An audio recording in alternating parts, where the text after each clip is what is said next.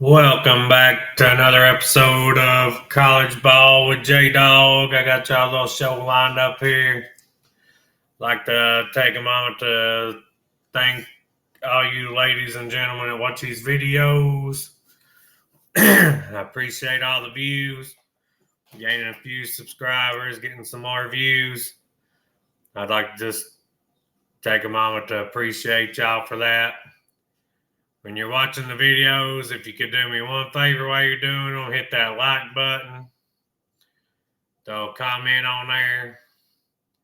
And if you're not subscribed, hit the subscribe button. It's the bell below the video. When you hit the bell, hit it. Make sure you hit all on there. That helps out a lot. That'll help you get, when I post the video, it'll pop up on your notifications. Just something that would help me out. I appreciate y'all. All right, ladies and gentlemen, we got 34 days. Each day I'm throwing y'all out a video here. I have missed a few, but I try not to miss. Life does happen. But it's part of it. We're 34 days away, y'all.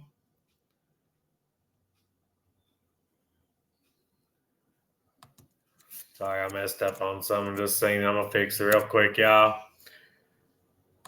Less than 5 weeks till we're kicking off. And less than 4 if you count week 0, y'all. We're right here. So I need y'all to subscribe and like and comment, tuning in, so I can give y'all a little your daily dose of knowledge here. Fall camp kicks off July 30th. I'll be trying to cover a lot of teams with that. If I don't get your team and you tune in, comment and tell me. I'll try to cover them too. And there's a lot of teams. I'll do my best to give y'all news on all of it. You know you'll get Tennessee news, probably top dog SEC, Big Ten teams, stuff like that. But if I don't cover your team, just leave a comment. If you're watching, I'll make sure I cover your team. It's got a quick little show lined up for y'all today. I ain't gonna lie, I almost thought about taking a day off because there wasn't much news, but I found enough to throw one together.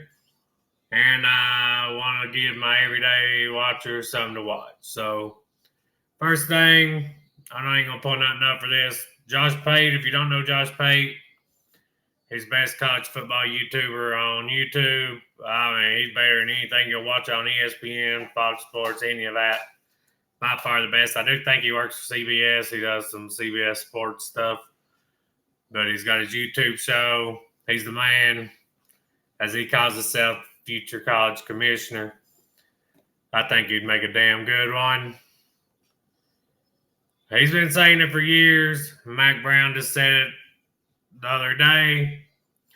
The Power 4 and G5 should break away from each other. If you're not aware what Power 4 and G5 is, Power 4 is the Big Ten, SEC, the ACC, and Big 12. Group of Fives, conferences like the American, Sun Belt, MAC, West, Pac-12. Now Pac-12 was part of the Power 5 when they disintegrated. Went to Power 4, they went to G5. But they are adding some teams to try to get back up, but they'll still be a Group of 5 team. So he's saying, him and Mac Brown saying they should split up. Power 4 should have their championship, and G5 should have their championship, kind of like Division 2 does. I've got to agree with them because we all know we got to quit pretending everybody's playing on a level playing field. That's the first thing. No Group of 5 team is ever going to win a national title.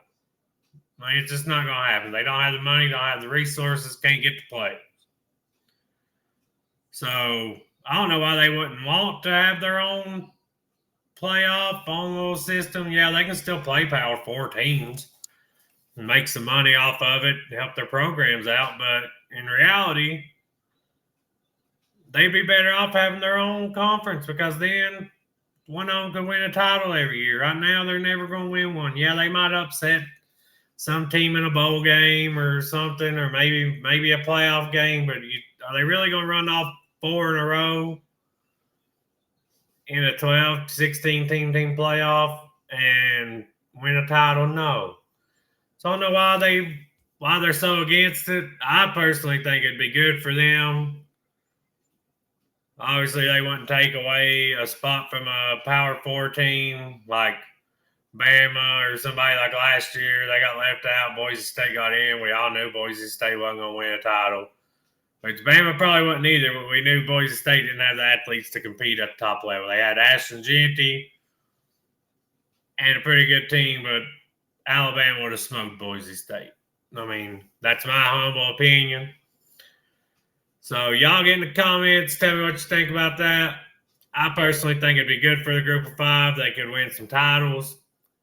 They could claim G5 national champs instead of, I made a BCS bowl like Boise or somebody has before, or we made the playoffs and then got our ass whooped. I mean, I think it'd be good for them. And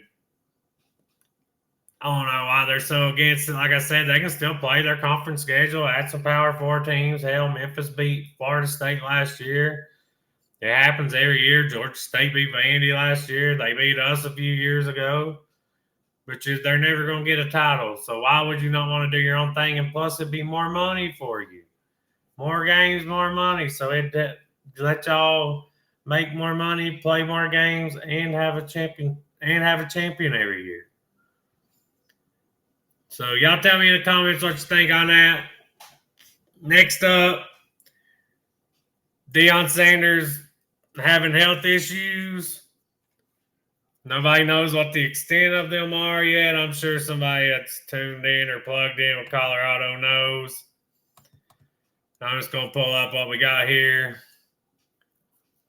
Deion Sanders and his medical team set to address his health issues. Deion Sanders set to discuss the unspecified medical issues he's been dealing with for months. I'll go ahead and tell you why I'm pulling up my next little slide here. Tomorrow, he's supposed to have a press conference discussing it. Press conference on Monday, which he'll be joined by his medical team. Sanders will be joined by personnel from CU, Anschutz, and UC Health, and provide general and team updates. Sanders was reported to be dealing with a health issue a few months ago and left the team in April to deal with it. He's given periodic updates, remaining vague about the nature of the issue. So, obviously, I'm a primetime hater. If you don't know, primetime is Deion Sanders. If you don't know who Deion Sanders' nickname is primetime, you've been living under a rock or you're just too young. I'm not a fan of Deion, but I don't wish health issues on anybody, so I hope tomorrow he gets a good update or gives us a good update. He knows what's going on. We don't. Like I said, I've never been a fan of him, not when he played, not when he was on NFL Network, and certainly not when he's a coach now.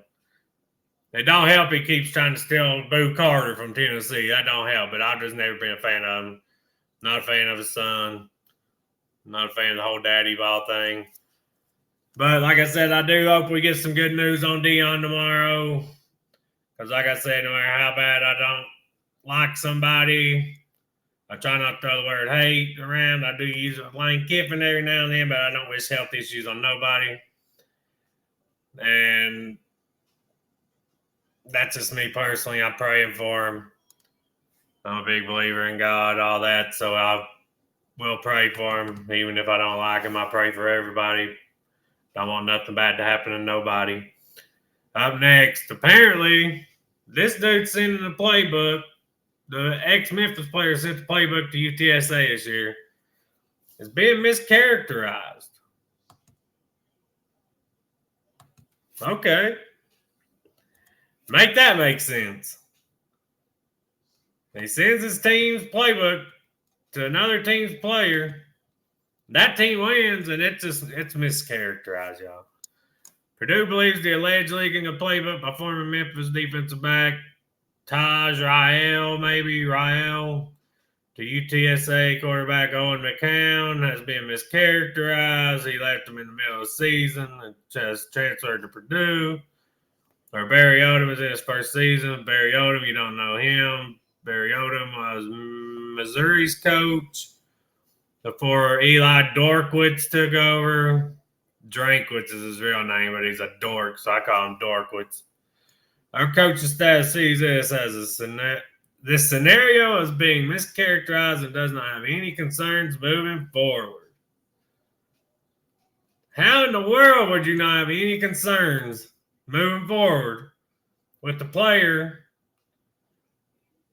who sent his team's playbook to another team and won in a big game in conference, and that other team beat Memphis, and Memphis was probably favored in it and was probably going to play for the conference title, if I recall correctly, because, I mean, they even beat Florida State, and I know Florida State wasn't that good last year. But no matter how bad Florida State is, they should be good enough to beat Memphis, but they didn't. So how is that not an issue? I guarantee you don't let him get a damn photo one of your playbook. And the worst part is UTSA's coach said the same thing, that he don't think it had any outcome on the game. It was just a buddy doing a buddy a favor, basically, is what he said. Don't quote me on that. I'm making up my own words with saying exactly what he said in fewer words.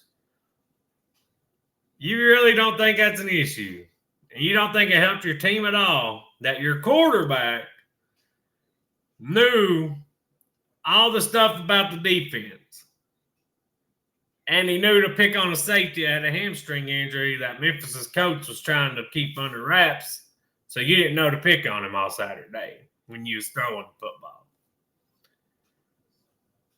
I mean, the kid must be pretty dang good for Purdue to go to that lengths for him to say, oh, it's not an issue.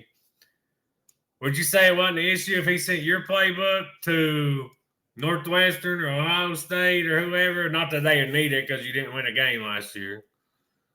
In conference, at least. I'm pretty sure you didn't win one at all. I know this is Odom's first year. But if he found out that player sent his playbook to another team, would he say, it's mischaracterized?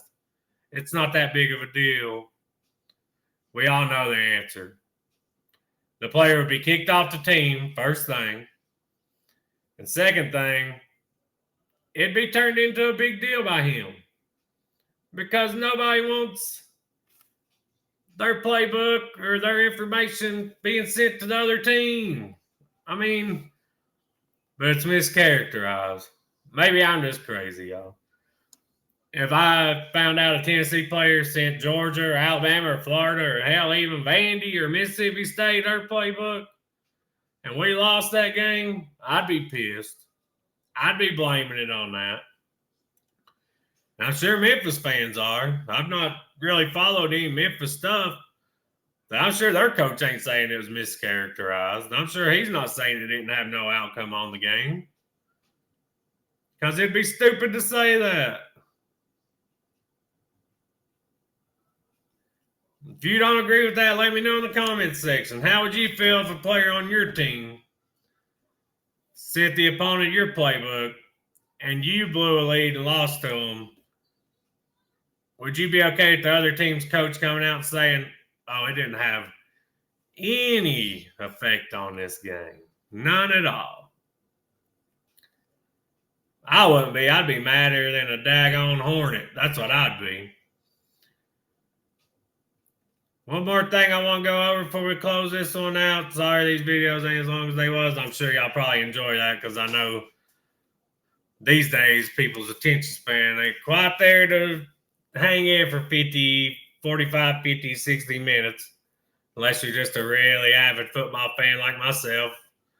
I watch Crane and Company and Josh Payton. They're 50, 60, 70, 80 minutes. I love it. What I spent my day yesterday doing after I got home was watching old Tennessee games on YouTube.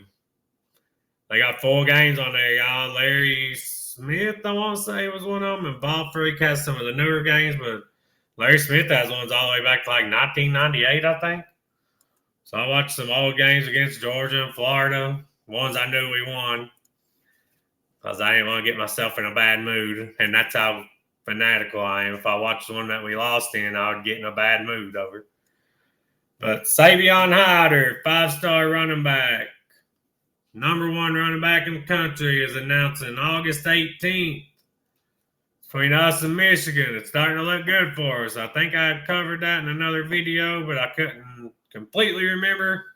So I wanted to make sure that I threw that out there, and we will keep you updated on that as it goes, let you know where the Vols stand, all that. There's a little more recruiting news that I will go over tomorrow.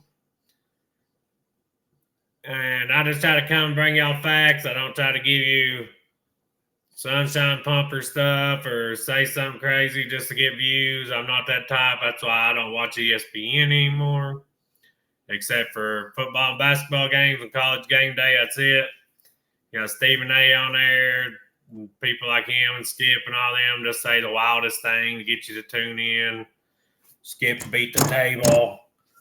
You know, that's not what most sports fans want. Most sports fans want straight talk, straight from the boss. Now, if you're from Tennessee, you get that from one of our car dealerships around here. So I just try to bring you facts and news. I'm not going to be that guy that comes on here and gives you bull crap just to get stirred up and get views. I'm never going to be that. If you like that kind of stuff, this ain't the channel for you. Can't wait till fall camp starts for all these teams. Can't wait till the season starts so we can do prediction shows, do Sunday review shows, may even do a post-game show on Saturdays according to how things are going. If not on Saturday, I might do a post-game show on Sunday and a week review show on Sunday, go over what happened on Saturday. We got Wednesday night games, y'all. Then we got the Maction on Wednesday. We got Thursday night ACC games. Friday night ACC, Big Ten. I know Big Ten plays on Friday. So, y'all, once the season starts, we're packed up, y'all. It's going to be fun. Hope y'all subscribe, like, share, tune in with me all year long. Once college basketball comes, we'll be covering that too. I'm a big college basketball fan. So, from basically starting August till beginning of April, y'all, we got a lot of content coming, a lot of stuff we're going to cover. Y'all tell me what you want to hear. I'll cover that too. I appreciate you tuning in. Thanks for watching these videos. Make sure you hit that like button, share, subscribe. As always, go Vols, baby.